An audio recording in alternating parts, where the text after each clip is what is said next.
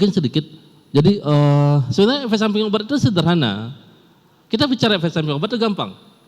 Gampang. Seorang pasien masuk rumah sakit dengan keluhan A, kemudian dirawat di rumah sakit, keluhannya menjadi A ditambah B, maka B itu harus kita curigai sebagai efek samping dari obat yang dikonsumsi. Karena dia mengkonsumsi obat. Tapi tidak selalu.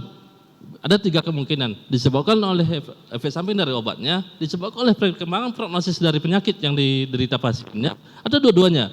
Karena perkembangan dari perburukan dari prognosis penyakit pasiennya dan diperparah oleh obat yang diberikan oleh dokter, terapi diberikan oleh dokter. Nah, jadi ada 3 tools. Umpamanya tiba-tiba Pak, kita tahu pasien mungkin tiba-tiba menerima umpamanya obat tambahan terapi obat. Kita harus curiga, kenapa seorang pasien ini obatnya ditambah? Ada kemungkinan disebabkan oleh efek samping obat. Ada pasien awalnya baik-baik saja, tiba-tiba masuk ICU. Padahal penyakitnya adalah suatu penyakit yang masih normal, tidak maksudnya bukan suatu penyakit yang fatal. Nah itu kita bisa curigai sebagai efek samping obat. Atau tiba-tiba obat dihentikan, pasti ada.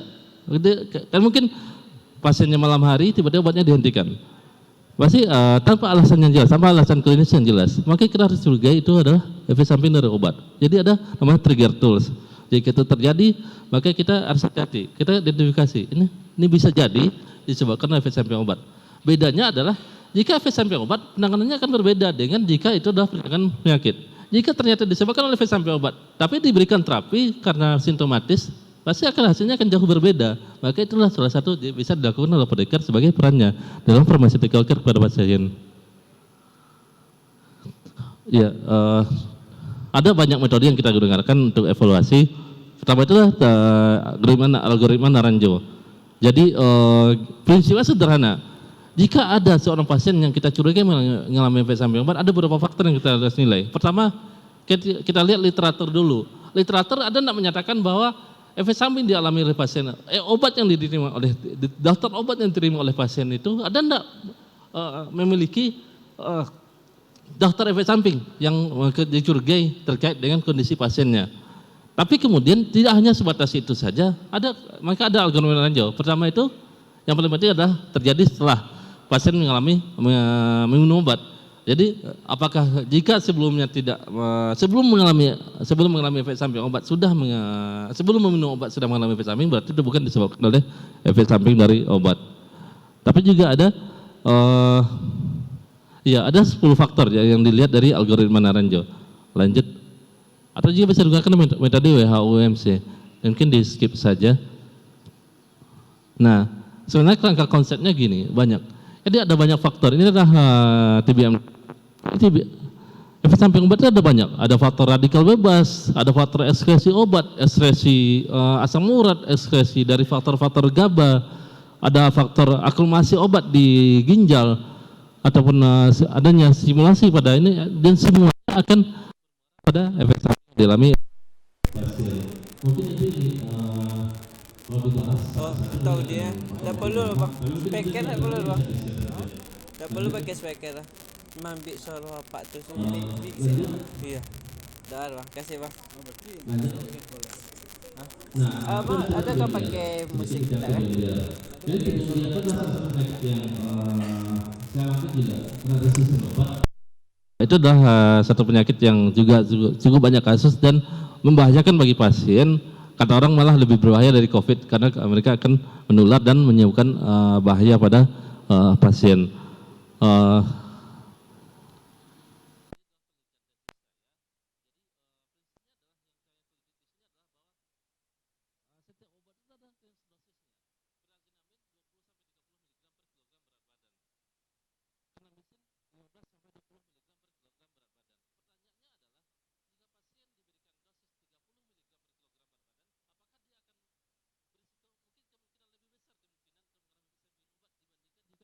Dosis 20 mg per kilogram berat badan, padahal dua-duanya adalah dosis. Apakah seorang pasien diberikan seorang pasien dengan berat 50 kg diberikan etanol tapi diberikan etanol 1000 mg, apakah kemungkinan kesalahan yang dialami itu akan lebih besar, jadi dosisnya lebih besar? Maka penelitiannya di sini adalah ini. Lanjut. Seperti yang saya bilang tadi bahwa PBMDR tinggi yang dengan durasi terapi yang lama dengan obat yang polifarmasi dan kejadian efek sampingnya juga besar. Hampir semua pasien itu mengalami setidaknya satu efek samping obat. Dari sini, dari 106 pasien yang diteliti, ada terdapat 258 efek samping obat yang terjadi. Karena satu pasien itu bisa mengalami sampai 3-4 efek samping obat. Lanjut. Nah, pertama adalah faktor risiko. Jadi ternyata nefrotoksik seorang pasien yang usia yang makin tua pasien itu risiko terkena nefrotoksik kan jauh lebih besar. Juga berat badan. Pasien yang berat badan lebih dari 60 kg memiliki perbedaan yang signifikan jika kejadian efek samping obatnya dibandingkan dengan pasien yang berat badannya di bawah 30 kg. Juga komorbid. Pasien yang punya DM, komorbid DM punya risiko mengalami efek samping nefrotoksik yang jauh lebih besar dibanding pasien yang tidak ada komorbid DM. Dan fungsi GFR. Pasien yang fungsi GFR-nya rendah yang kurang dari 60 itu lebih besar risiko mengalami efek samping dibanding yang tidak. Fungsi GFR-nya normal. Lanjut. Nah, mungkin sedikit bahas. Pertama hiperglikemia. Hiperglikemia adalah efek samping peningkatan kadar asam urat dalam darah. Bisa disebabkan oleh peradangan. Hiperglikemia itu bisa terjadi langsung pada bulan pertama. Jadi untuk semua pasien itu mengalami sebagian besar pasien itu pada pertama bulan pertama dia minum obat dia langsung mengalami efek samping. Tapi ada beberapa pasien, sebagian pasien dia efek samping terjadi pada bulan kedua, bulan ketiga, atau bulan keenam baru mengalami efek samping obat. Lanjut. Nah ini contoh kasusnya pasien awalnya dari asam urat 3,2 setelah bulan ketiga fungsi ginjalnya menurun. Tapi masih dalam tapi pada bulan ke-6 ya asam urat langsung naik. Jadi 9,2. 9,2 yang penyebab diduganya adalah furazanamid. Maka furazanamidnya di stop. Asam urat turun menjadi 5,3. Kemudian dilakukan re-challenge. Diberikan lagi furazanamid, asam urat langsung naik 12,6. Maka akhirnya, tapi karena furazanamid adalah regimen yang penting dari TBN, biar tetap diberikan ditambahkan dengan allopurinol.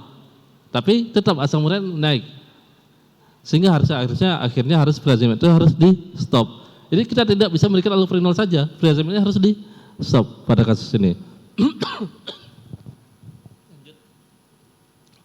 Hiperkalemia juga, sama. Sebagian besar malah terjadi pada bulan ketiga, turun dari awalnya kalemia normal 43%, 43 pasien, 41% mengalami hipokalemi, cukup besar. Sebagian besar tadi pada bulan ketiga. Lanjut. Nah sama, pasien awalnya baik-baik saja, nilai kalemia 4,0, diberikan terapi, langsung turun 2,4, 2,9, 2,6. Akhirnya penyebabnya adalah kapremesin, aminoglikosida. Aminoglikosida di stop, langsung kalemia normal lagi. Berarti itu adalah disebabkan oleh kapremesin. Lanjut. Nefrotoksik juga sama. Nefrotoksik pada pasien TBNDR cukup besar kejadiannya, sampai 33%. Jadi 1 dari 3 pasien yang menerima regimen terapi TBNDR risiko mengalami penurunan fungsi ginjal yang sebagian sebagiannya irreversibel. Maka kita harus hati-hati. Pasien awalnya TBMDR saja diberikan terapi, akhirnya malah dapat plus, TBMDR-nya belum sembuh, plus gangguan fungsi ginjal yang tidak bisa diperbaiki. Lanjut. Maka kita harus hati-hati. Apoteker harus berperan melihat faktor risikonya, melihat regimen terapinya, dan memberikan edukasi kepada pasien bagaimana sehingga akhirnya efek samping ini bisa diidentifikasi lebih awal, bisa diatasi dan bisa dimanajemen. Ya, pasien awalnya nilai kreatinnya 1,11 naik jadi 4,95, akhirnya tapi regimennya tetap dilanjutkan, akhirnya pasiennya tidak irreversibel. Sampai akhir dia terapi itu kreatinnya cuma 3,7, masih dalam stage 4 atau stage 5 fungsi ginjal. Lanjut. Ortodoksi juga sama. Ototoksik adalah gangguan pada fungsi ginjal. Tapi ototoksik ya, pada pasien ototoksik tadi pada 15%. Jadi 1 dari 7 pasien mengalami ototoksik, gangguan fungsi pendengaran. Lanjut, ada yang irreversibel. Pada pasien ini awalnya fungsi ginjal dari audiogram normal. Diberikan terapi pada bulan ke-7 langsung penurunan awalnya fungsi ginjal dulu menurun. Ketika fungsi ginjal menurun, terjadi peningkatan gangguan kadar obat dalam darah dari aminoglukosidanya. Akibat peningkatan kadar obat dalam darah dari aminoglukosidanya, efek samping yang lainnya mengikuti, yaitu ototoksik. Pasien awalnya audiogramnya masih 32,75 desibel, harus naik sampai 103,75. Ini irreversibel. Dan sehingga menjadi mungkin dia sudah dalam tingkat tuli kalau kita bilang, karena bukan karena obatnya saja, tapi karena ada gangguan fungsi ginjal yang berperan di sini, sehingga sebenarnya ada yang bisa kita lakukan. Lanjut, hepatotoksik juga sama. Lanjut, pasien awalnya SGLT-nya 24/3, 24 dan 33 diberikan terapi mulai bulan Maret, mulai langsung naik jadi 190,86. Dihentikan seluruh obat yang bisa diduga menyebabkan hepatotoksik, SGLT membaik, kemudian tetap tinggi, kemudian obatnya dilanjutkan, diganti lagi, turun sehingga akhirnya pada normal. Akhirnya setelah dilakukan rechallenge satu-satu, pyrazinamide, etonamide, levofloxacin, ofloxacin diberikan, ternyata OTPT membaik, tetap membaik. Etonamide dilakukan rechallenge, tetap membaik. Artinya yang diduga menyebabkan hepatotoksik pada pasien ini adalah pyrazinamide. Jadi obat-obat yang lainnya tetap dilanjutkan, pyrazinamide-nya harus dihentikan karena setelah dilakukan rechallenge pada pasiennya, ternyata yang menyebabkan hepatotoksik pada pasien tersebut adalah pyrazinamide. Lanjut. Nah, tadi kita bicara ketika seorang pasien minum 1 obat, tapi ternyata dia salah minum obat, minum sampai 3 obat, 4 obat, apakah dia memang mengalami sesuatu yang membahayakan? Mungkin kita bicara yang paling sederhana, paracetamol. Paracetamol menyebabkan hepatotoksik, tapi pada dosis yang tinggi, lebih sekitar 40 sampai 50 mg, 60 mg per kilogram berat badan per hari, per 1 kali pemakaian dia bisa menyebabkan hepatotoksik. Tapi dia juga ada efek idiosinkratik. Pada dosis normal pun dia bisa menyebabkan hepatotoksik. Ada pasien yang mengalami dengan minum pyrazinamide dosis normal, dia mengalami Stevens-Johnson syndrome. Ada beberapa kasus terjadi di Indonesia. Itu dosis normal karena Stevens-Johnson syndrome tidak terkait dengan dosis. Dia terkait dengan efek imun dari tubuh. Jadi berapapun dosisnya, selama seorang pasien itu sensitif, rentan secara genetik, secara sisi imunologinya terhadap efek samping terhadap paracetamol, dia akan mengalami efek samping berapapun dosis yang diberikan. Bedanya mungkin makin tinggi dosisnya, maka keparahannya makin parah. Itu saja bedanya. Nah, jadi efek samping obat itu tuh ada 2 yang berperan, farmakodinamik dan farmakokinetik. Farmakodinamik apa? Reseptor sistem imun, yang paling utama itu mitochondrial permeability transition dan faktor sel oksidatif terhadap hepatotoksik. Jadi adanya senyawa tersebut yang rentan pada seorang pasien, dia akan mengalami efek ototoksik walaupun mungkin dosisnya masih normal. Seorang pasien yang mengalami mutasi pada urat 1 transporternya, dia cenderung kadar asam uratnya lebih rendah dari orang yang biasa. Artinya apa? Walaupun mungkin kalau dia mengalami seharusnya mengalami efek samping obat, tapi karena dia itu cenderung kadar asam uratnya lebih rendah dibanding ke orang yang normal, karena ada mutasi pada transporter urat 1-nya, dia tidak mengalami efek samping. Jadi ada faktor farmakodinamiknya, ada faktor reseptor, ada faktor transporternya. Tapi juga ada faktor farmakokinetik, yaitu terlebih lagi yang utama adalah fungsi ginjal. Lanjut. Ya, seorang pasien yang mengalami nefrotoksik pada awal dia menjalani terapi, kita harus hati-hati. Nefrotoksik atau gangguan fungsi ginjal yang kita khawatirkan tidak hanya fungsi ginjal saja. Karena fungsi ginjal menurun, artinya sekresi obat menurun, artinya kadar obat di dalam darah akan naik. Otomatis risiko efek samping obat dari obat-obat yang lain pada awalnya mungkin risikonya tidak ada, karena fungsi ginjal menurun, kadar obat dalam darah naik, akhirnya efek samping yang lain pun juga muncul. Pada pasien normal mungkin tidak terjadi, tapi karena fungsi ginjalnya awalnya menurun, akhirnya dia mengalami efek samping. Bukan karena dosisnya tidak lazim, bukan karena dosisnya salah, tapi karena tidak dilakukan penyesuaian karena terkait dengan fungsi ginjalnya. Maka itu ada hipokalemi dan nefrotoksik yang seorang pasien yang mengalami gangguan fungsi ginjal, mengalami nefrotoksik punya risiko yang lebih besar untuk mengalami nefrotoksik dan hipokalemi.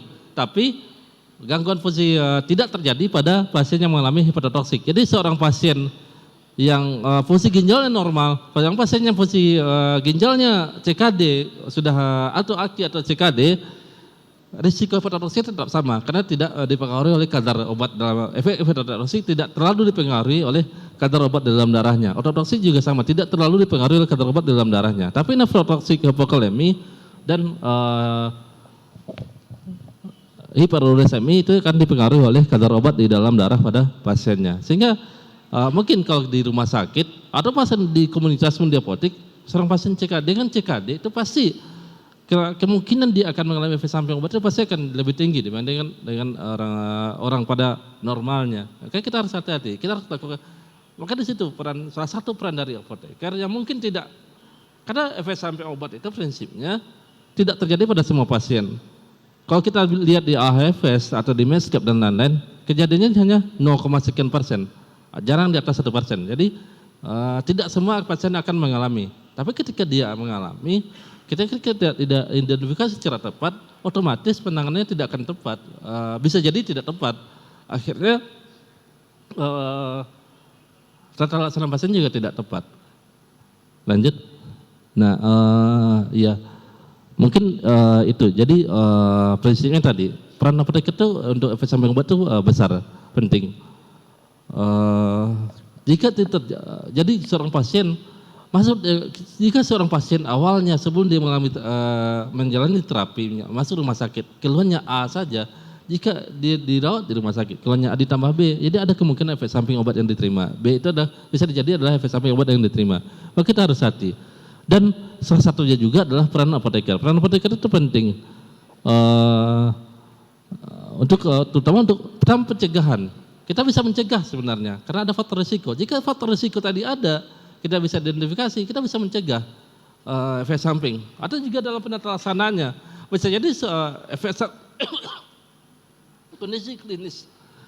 Bisa jadi kondisi klinis yang dialami oleh pasien itu tuh disebabkan oleh efek samping obat, sehingga penata laksananya bisa jadi akan berbeda jika dibandingkan dengan kondisi klinis yang dialami pasien itu. Keluhan klinis yang dialami pasien itu disebabkan oleh faktor lain karena prognosis penyakitnya atau kondisi lain, kondisi lingkungan atau ya apapun itu yang bisa itu kan. Tapi efek samping obat adalah salah satu yang bisa berperan juga di situ. Dan ya itu peran apoteker, kita harus bisa lebih berperan bagaimana efek samping itu bisa dicegah, diidentifikasi dan ditata laksana dengan tepat sehingga penata laksana pasien juga tepat. Mungkin itu saja. Terima kasih. Assalamualaikum warahmatullahi wabarakatuh. Terima kasih Pak Devi. Aplaus sekali lagi untuk narasumber kita Bapak Ibu. Selanjutnya kita ke sesi tanya jawab. Sesi tanya jawab ini akan saya bagi dalam beberapa sesi. Untuk sesi pertama untuk 3 pertanyaan, silahkan Bapak Ibu yang ingin bertanya dapat mengacungkan tangan, kemudian berkenan menyebutkan nama dan asal instansi atau tempat praktek, ditujukan kepada narasumber yang mana, dan mohon pertanyaan singkat dan jelas. Terima kasih. Silakan Bapak Ibu yang ingin bertanya. Ya, silakan Pak Adrizal, silakan.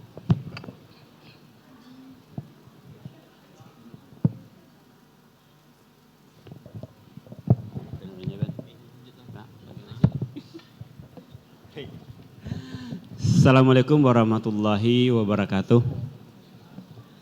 Terima kasih waktu yang diberikan. Pertanyaan saya, perkenalkan saya Rizal dari Rumah Sakit M. Natsir Solo. Saya tujukan pertanyaan kepada Dr. Fadrian.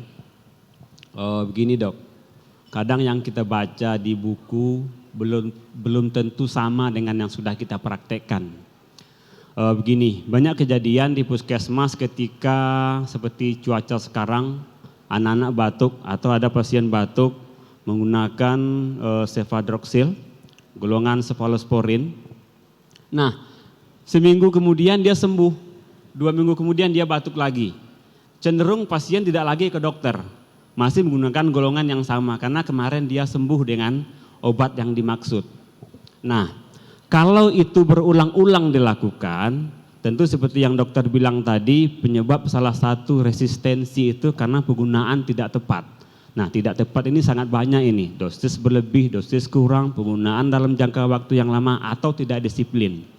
Nah, yang perlu saya tanyakan, ketika tidak lagi sembuh dengan menggunakan golongan cefalosporin generasi pertama, ketika kita datang ke dokter kita sampaikan, nah biasanya dokter lebih cenderung menggantinya dengan golongan lain dok, ya, tidak golongan cefalosporin generasi kedua atau ketiga. Nah, menurut saya, yang perlu saya tanyakan, mana yang lebih ideal kita gunakan lintas golongan, ya, atau kita gunakan golongan yang sama tapi generasi selanjutnya.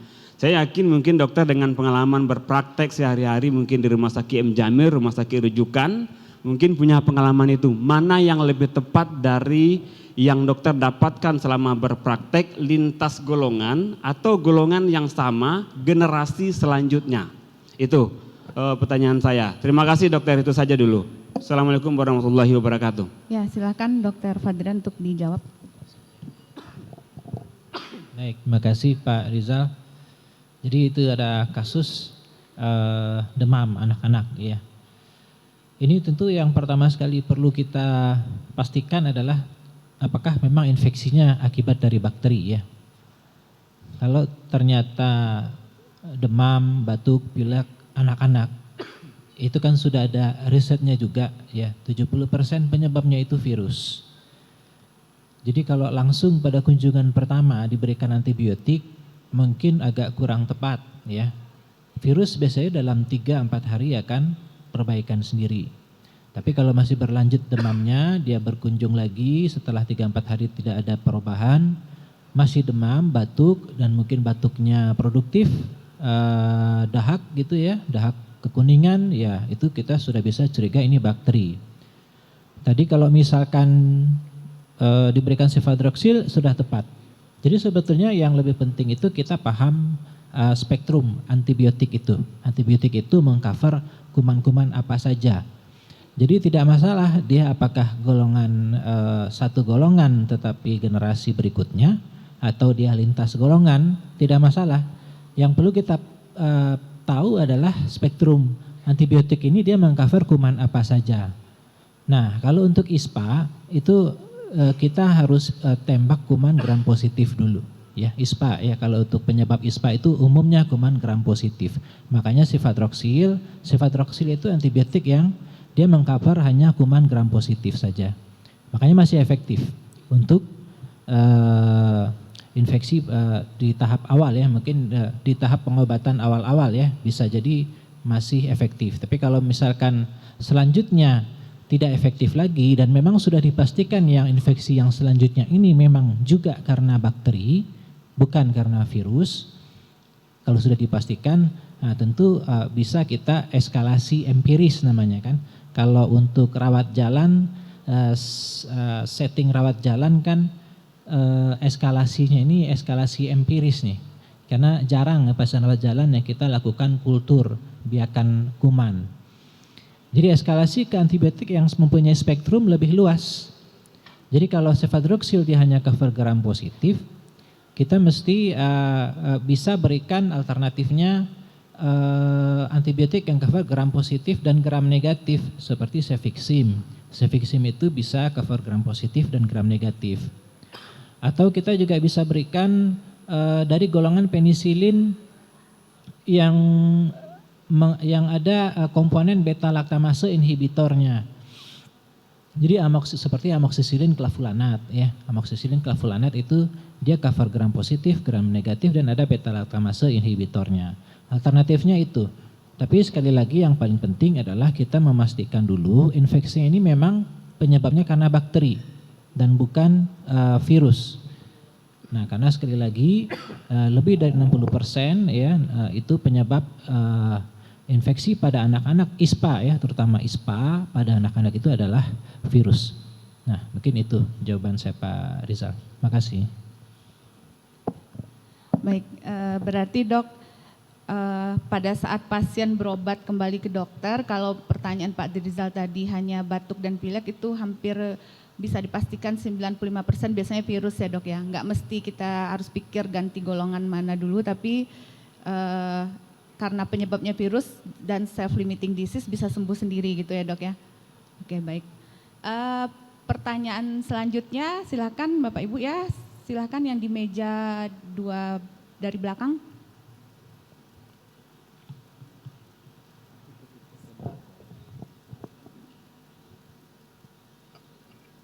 Mohon sebutkan nama dan asal instansi atau tempat praktek.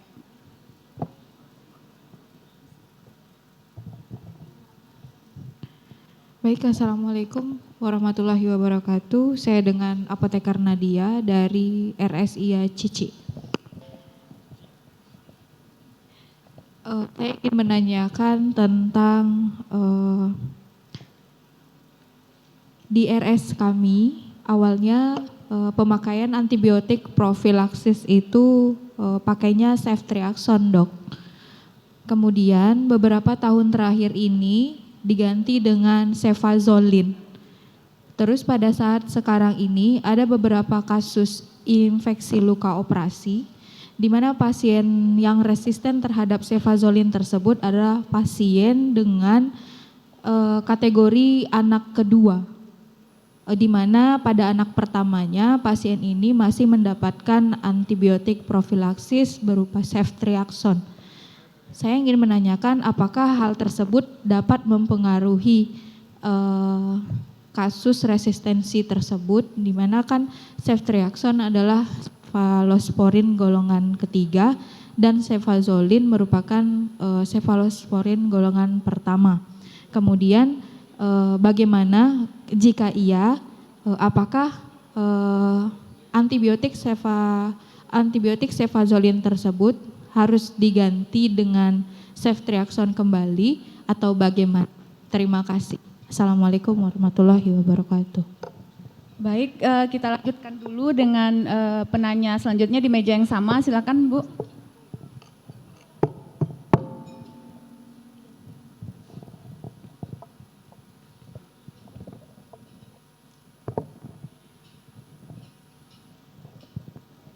Terima kasih atas waktu yang diberikan. Nama saya Sri Handayani dari RSUD Pasaman Barat. Pertanyaan pertama ditunjukkan kepada Pak Dokter. Pertanyaannya adalah penggunaan antibiotik pada pasien pasca operasi Pak.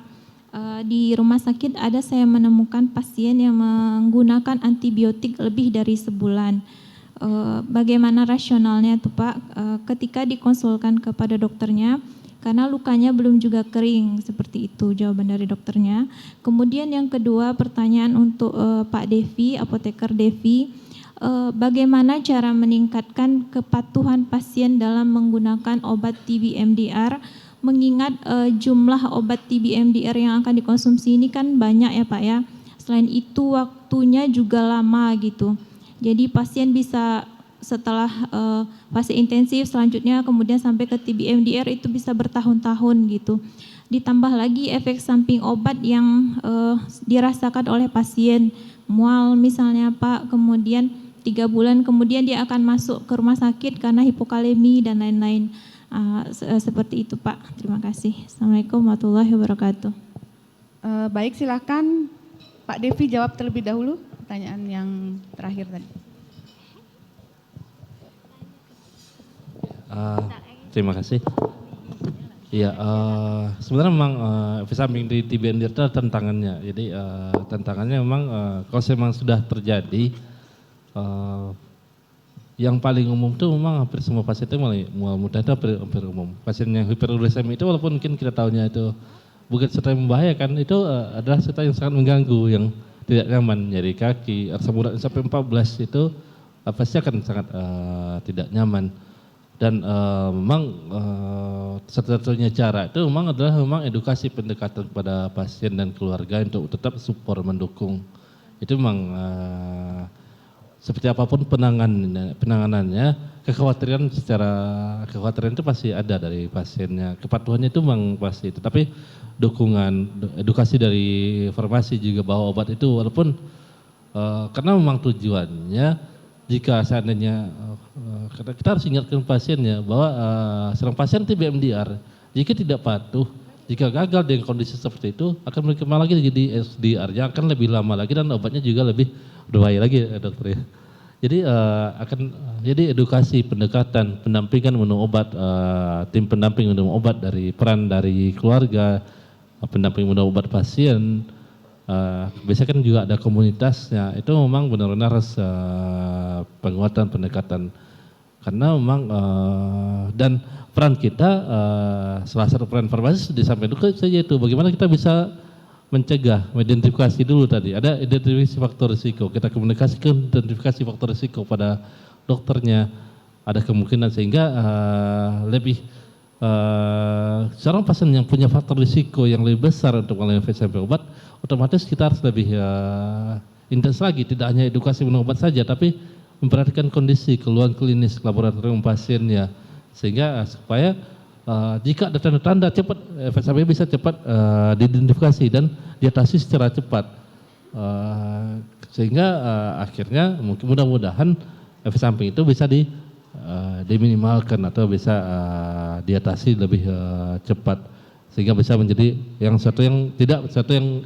irreversible. Pasien yang ototoksik itu sebanyak dapat ini hampir 12%, itu kan 1 dari 8 pasien mengalami ototoksik, gangguan pendengaran. Ada beberapa pasien itu yang memang bisa kembali jika terapinya dihentikan bisa pulih kembali, tapi memang ada yang irreversible, ada beberapa pasien itu 2 atau 3 pasien itu yang irreversible, memang tidak bisa dikembalikan karena memang bisa penanganan tidak tepat atau tidak identifikasi secara cepat. Apalagi kalau pasien-pasien itu sudah tadi pasien sudah mengalami nefrotoksik, tidak diregistrasi secara cepat, otomatis risiko-risiko efek samping yang lain itu akan lebih besar. Itu seperti itu begitu. Bagaimana Bu, ada tambahan atau cukup dengan jawaban narasumber? Baik. Selanjutnya pertanyaan dari Ibu Nadia di Rumah Sakit Cici tadi ya dok ya, tentang penggunaan cefazolin yang resisten pada anak kedua, kemudian penggunaan antibiotik pasca operasi yang lebih dari 1 bulan, bagaimana tingkat rasionalitasnya? Silakan dok. Baik, terima kasih untuk pertanyaan pertama. Tadi untuk antibiotik profilaksis ya, kalau kita berpatokan kepada Permenkes antibiotik tahun 2021 ya yang terbaru, memang sebetulnya lebih tepat ya pemilihan antibiotik profilaksis sebelum tindakan pembedahan itu adalah dengan golongan cephalosporin generasi 1 ya, cefazolin. Alasannya tentu juga ada alasan karena antibiotik ini golongan cephalosporin generasi ke-1 yang intravena ya, cefazolin tadi ini sangat jarang digunakan sebagai antibiotik terapeutik untuk terapi ya, sehingga tentunya untuk efek dia bisa mencegah terjadinya infeksi pasca operasi akan lebih bagus sebetulnya. Dan ditambah lagi spektrumnya, lagi-lagi spektrum ya, karena cefazolinnya hanya mengcover spektrum gram positif saja. Karena memang pada saat insisi operasi ya, insisi pada saat operasi dilakukan, itu yang kita takutkan, yang perlu kita profilaks memang hanya kuman gram positif saja. Sementara ceftriaxone itu ada gram positifnya, ada gram negatifnya, jadi agak mubazir kalau kita menggunakan ceftriaxone. Ditambah lagi ceftriaxone sudah rutin kita gunakan untuk antibiotik terapi empiris, sehingga efektivitasnya bisa saja tidak begitu baik lagi jika digunakan sebagai profilaks. Jadi tadi kalau ceritanya awalnya ceftriaxone terus beralih ke cefazolin, itu malah berarti sudah bagus. Ya, sudah merupakan satu langkah yang tepat dari Rumah Sakit Cici merubah kebijakan dari ceftriaxone ke cefazolin. Nah, tadi kalau dikatakan ada kasus yang resisten, mungkin bisa jadi pemilihan antibiotik sudah tepat karena tadi kan banyak faktor juga, ya.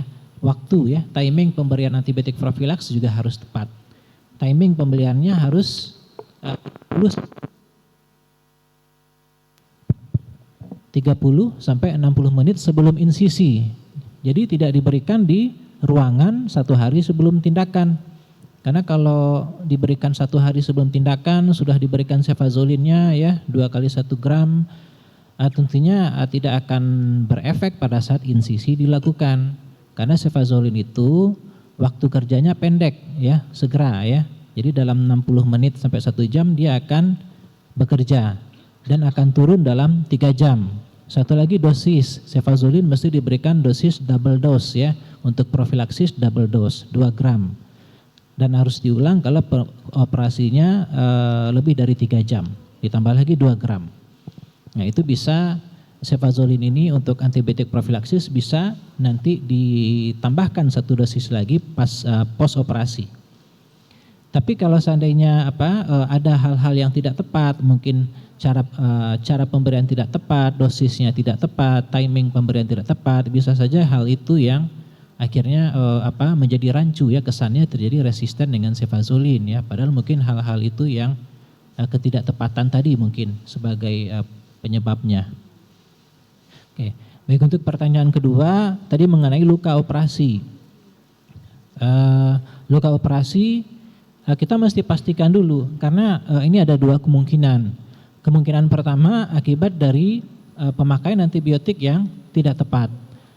Karena semestinya tidak seluruh tindakan operasi itu setelah pasien selesai operasi, pasien pulang berikan antibiotik.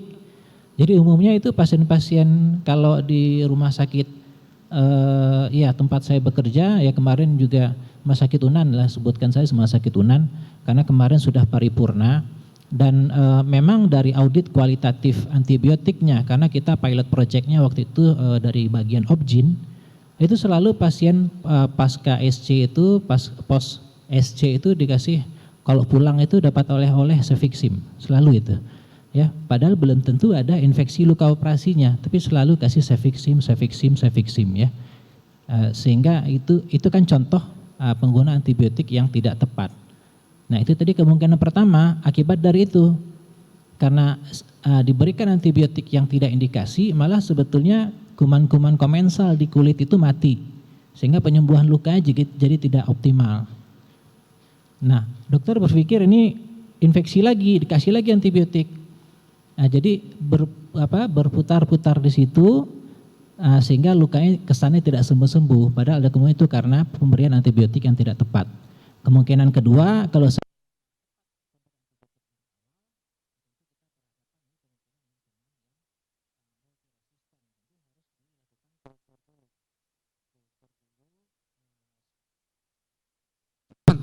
yang penting pasiennya sehat cepat, Pak. Contoh batuk tadi, Pak, dia langsung ke AZI aja, Pak. Langsung sehat, Pak, pasiennya, Pak. Apakah ini secara teori tadi kan nggak tepat, Pak. Tapi fakta tepat. Sering, Pak, kalau di BMC demikian, Pak, lintas golongan langsung, Pak. Karena mau cepat sehat, Pak. Kemudian untuk Pak apoteker Levi, ini saya satu, Pak. Bapak tadi cerita efek samping, saya tertarik, Pak. Kalau rawat inap, Pak, bisa kita berkonsultasi dengan DPJP-nya, Pak. Terjadi efek samping, kita bisa berdiskusi untuk rawat inap, Pak. Rawat jalan, pengalaman Bapak bagaimana, Pak? Rawat jalan, Pak, polifarmasi di sekarang luar biasa, Pak. Tapi ya bagaimana memantau efek sampingnya nggak ngerti saya, Pak, kalau hal ini. Kemudian ada juga, Pak, setengah dokter, tapi nggak semayoritas, Pak. Tapi pada umum yang tua-tua, Pak, yang senior-senior. Dia justru bermain bukan di indikasi, bermain di obat efek samping. Yang penting pasiennya sehat, memang benar-benar sehat. Kalau lihat di indikasi Pak, bukan obatnya, tapi efek sampingnya betul, sehat. Nah, bermain efek samping Pak, itu kan risiko. Kemudian dokter anak Pak, karena saya sudah 32 tahun Pak di BMC Pak, waktu era mendiang Fatma Umi, mendiang Lavius, itu tidak banyak polifarmasi. Era sekarang Pak, polifarmasi semua. Pasiennya sehat, sehat Pak. Sekali termen sehat makan obat Pak. Tapi polifarmasi. Kita nggak bisa berbuat banyak. Bagaimana pengalaman dari Apoteker Devi di Rumah Sakit Ahmad Muhtar yang rawat jalan Pak, monitornya bagaimana? Rawat inap saya nggak perlu tanya lagi Pak, kita ketemu terus sama DPJP ya. Terima kasih. Lanjut penanya yang di meja belakang, ada 2 atau 3 tadi ya? 2 ya, silakan.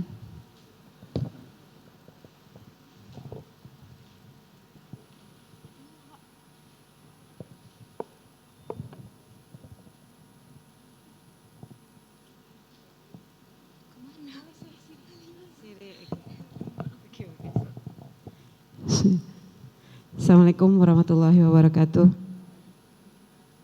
Perkenalkan, nama saya Imra dari RSUD Pariaman. Terima kasih atas waktunya Ibu. Pertanyaannya mungkin nggak berapa jauh dari pertanyaan yang barusan dari Bapak mengenai polifarmasi. Ini memang pertanyaan untuk Bapak berdua, Bapak dokter dan Bapak apoteker.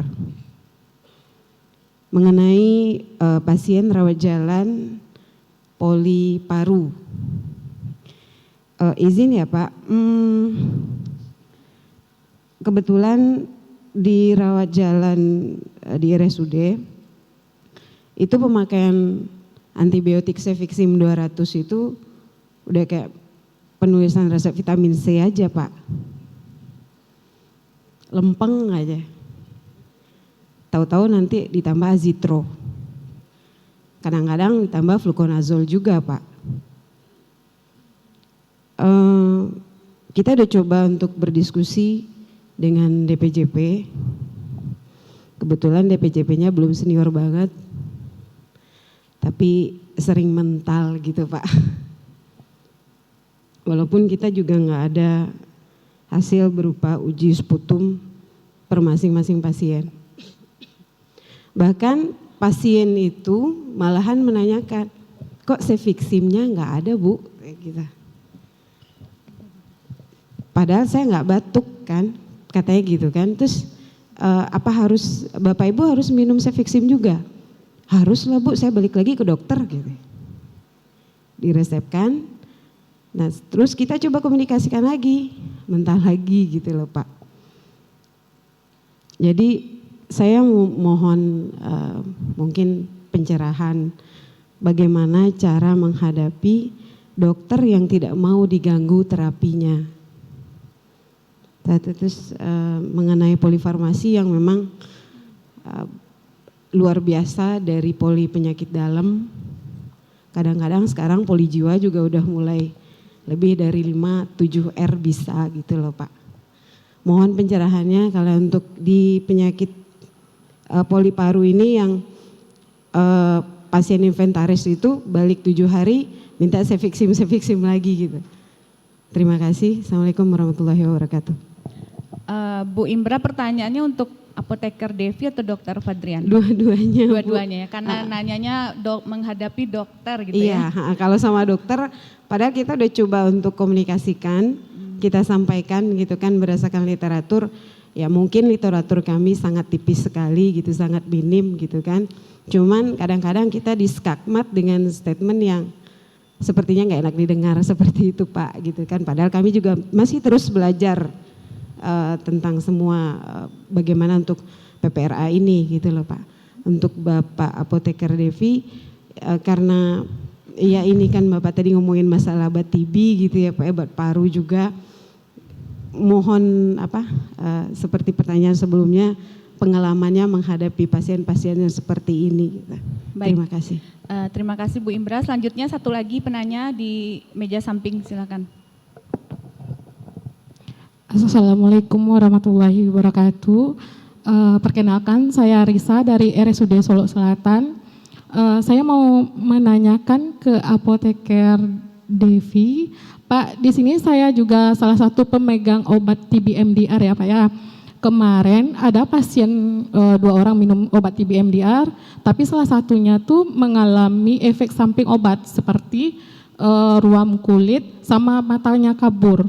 Kemarin udah konsul sama DPJP, tapi udah dikonsulkan ke mata sama kulit. Sekarang tetap makin kabur sama gatal-gatal pasiennya. Gimana tindakan yang harus kita lakukan untuk pasien tersebut, sedangkan untuk mengujuk pasien untuk berobat itu susah. Terima kasih Pak. Baik, terima kasih. Sudah 3 penanya ya Bapak Ibu. Kita ke Dr. Fadrian dulu. Pertanyaan Bapak Sahrial dari BMC Padang tentang switch golongan antibiotik, kemudian langsung sehat, bagaimana pendapat dokter. Kemudian dari Ibu Imbra di RSUD Pariaman tentang polifarmasi, bagaimana tanggapan dokter. Oke, mungkin 2 itu dulu. Ya, terima kasih pertanyaannya. Pertama, Pak ini yang di BMC ya Pak, ya tadi mengenai switch antibiotik sih bisa-bisa aja. Asalkan itu antibiotik yang memang dari PPK-nya, dari guideline-nya memang diperuntukkan untuk penyakit itu, misalkan untuk faringitis atau untuk pneumonia itu bisa-bisa aja. Dan mungkin itu kan antibiotik empiris semua nih. Kalau kita antibiotik empiris ini kan antibiotik kira-kira nih. Ini kira-kira kita berhadapan dengan kuman apa gitu. Kalau seandainya dengan antibiotik pertama sudah resisten, yang mengcover kuman-kuman ini, ya bisa aja dengan antibiotik lintas golongan, ya walaupun kuman-kuman yang di covernya sama, bisa jadi sensitif ya, bisa jadi berbeda, yang tadi resisten, yang satu lagi sensitif. Ini kalau antibiotik empiris itu memang seperti itu. Jadi antibiotik yang selagi dia dalam PPK-nya termasuk dalam golongan antibiotik yang diindikasikan, itu bisa-bisa saja seperti itu, lintas golongan. Mungkin itu. Kalau untuk pertanyaan kedua, Ibu yang dari Pariaman, jangankan Ibu, Bu, saya aja ya, udah spesialis, konsultan ya. Kalau berhadapan dengan dokter senior juga mental juga Bu, sama. Ya. Jadi itu memang kalau yang seperti itu perlu komitmen direktur memang, ya komitmen direktur. Di M Jamil kemarin beberapa bulan apa itu kemarin yang kita Agustus ya BMHP sudah minus, jadi Pak Dirut marah-marah, akhirnya dikeluarkanlah surat edaran untuk seluruh pengguna antibiotik ya, tidak hanya lini 3, lini 1, lini 2 harus dengan ACC depo farmasi, ada bukti diagnosis penyakit infeksi, ada bukti laboratorium penunjang yang menunjang infeksi bakterialis, dikeluarkanlah itu surat edaran. Kalau sudah komitmen direktur itu bisa jalan ya. Tapi kalau memang dari kita personal satu-satu memang sulit ya, apalagi tadi kalau berhadapan dengan dokter yang sudah senior ya. Saya juga begitu, karena saya masih levelnya level junior lah kalau udah umur ya.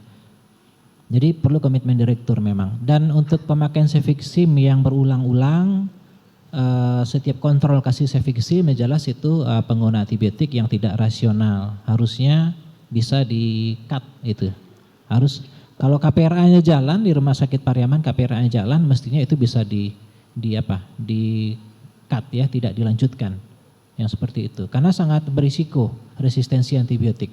Bahkan kemarin itu ada satu seminar, saya lupa Surabaya atau di Jakarta, topiknya cuma satu, darurat Cefixim.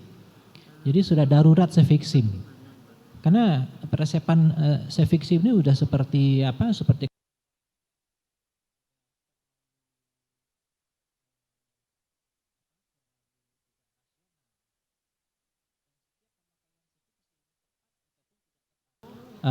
pada saat